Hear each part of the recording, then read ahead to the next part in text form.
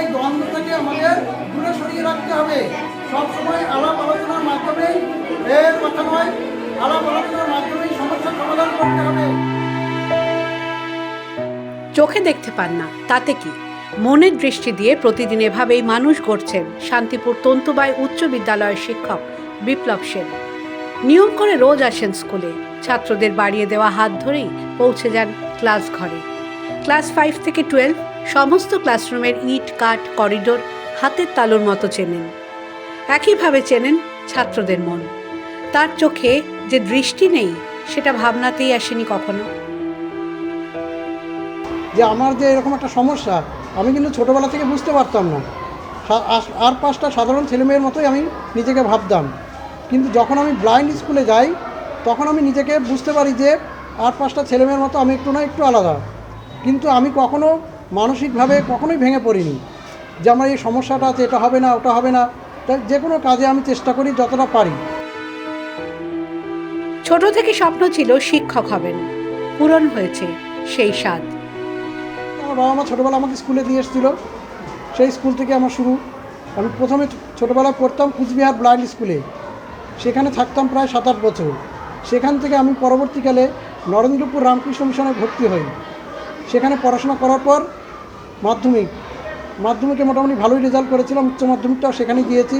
আর কলেজে পড়াশোনা সত্যি খুব কষ্ট হয়েছিল, কারণ নিজের কাছে কোনো টাকা ছিল না, ব্যাংক থেকে লোন নিয়ে সেই পড়াশোনাটা আমার চালাতে হয়েছিল। তারপরে যে চাকরিটা কীভাবে পেলেন? চাকরিটা এসএসসি পরীক্ষা দিয়ে। চোখের দৃষ্টি না থাকাটা পড়ানোই বাধা হয়নি কখনো। পড়াতে কোনো আমার অসুবিধা হয় না।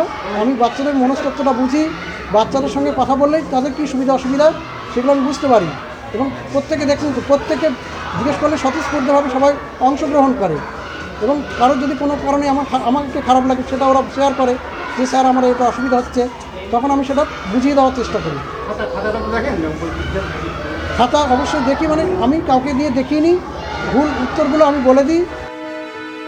সহকর্মীকে সুন্দরভাবে ব্যাখ্যা করলেন শান্তিপুর তন্তুবাই উচ্চ বিদ্যালয়ের ভূগোলের শিক্ষক চন্দ্রশেখর রায়। শিক্ষক হিসাবে বিপ্লব সেন খুবই প্রতিভাশালী, ওনার প্রতিভার তুলনা হয় না। আমাদের চোখ থাকা সত্ত্বেও শিক্ষক হিসাবে যে কাজগুলো আমরা করতে পারি না, উনি চোখ নেই তাও যে কিভাবে করে আমাদের অবাক করে। উনি স্টিকও ব্যবহার করেন না, ওনার সিঁড়ির প্রত্যেকটা ধাপ যেন চেনা, স্কুলের মাঠগুলোও যেন চেনা। উনি সমস্ত জায়গায় বিচরণ করেন এবং ছাত্রছাত্রীদের যথাসাধ্য চেষ্টা করেন সঠিক চিন্তা ভাবনায় সঠিক লক্ষ্যে এগিয়ে আনার জন্য। ছাত্ররাও আপ্লুত বিপ্লব বাবুকে শিক্ষক হিসেবে পেয়ে। মানে বিপ্লব স্যারের সম্বন্ধে যতটাই বলা যায় সেটাই কম হয়ে যাবে। মানে আমাদের মতো আমাদের চারপাশে অনেক সাধারণ মানুষ আছে যারা মানে দেখতে পেয়েও মানে কিছু করতে পারেনি, কিন্তু স্যার দেখতে পায় না, সেটা তাকে দেখে বোঝা যায় না। স্যার মানে আমাদের দিয়ে রিডিং পড়ায়, কিন্তু রিডিংয়ের ভেতরে আমরা যেটা বলি সেটা স্যার এমনভাবে ব্রেনের মধ্যে ধরে রাখে, আবার সেটা থেকে প্রশ্ন দেয়।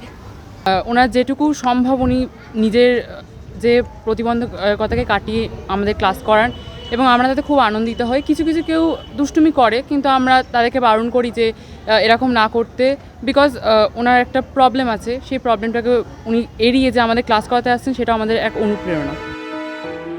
1 বছর বয়সে ভুল চিকিৎসায় দৃষ্টিশক্তি হারিয়েছিলেন। বড় হওয়ার পর বাবার হাত ধরে প্রথম স্কুলে যাওয়া, তারপরে অবশ্য নিজেকে তৈরি করেছেন নিজের মতো করে। কোনো প্রতিবন্ধকতাই যে জীবনে বাধা হতে পারে না, জীবন দিয়ে তা প্রমাণ করেছেন শান্তিপুর শহরের 13 নম্বর ওয়ার্ডের বাসিন্দা শান্তিপুর তন্তুবাই উচ্চ বিদ্যালয়ের শিক্ষক বিপ্লব সেন। নদিয়া থেকে কাজল বসাকের রিপোর্ট, দ্য ওয়াল।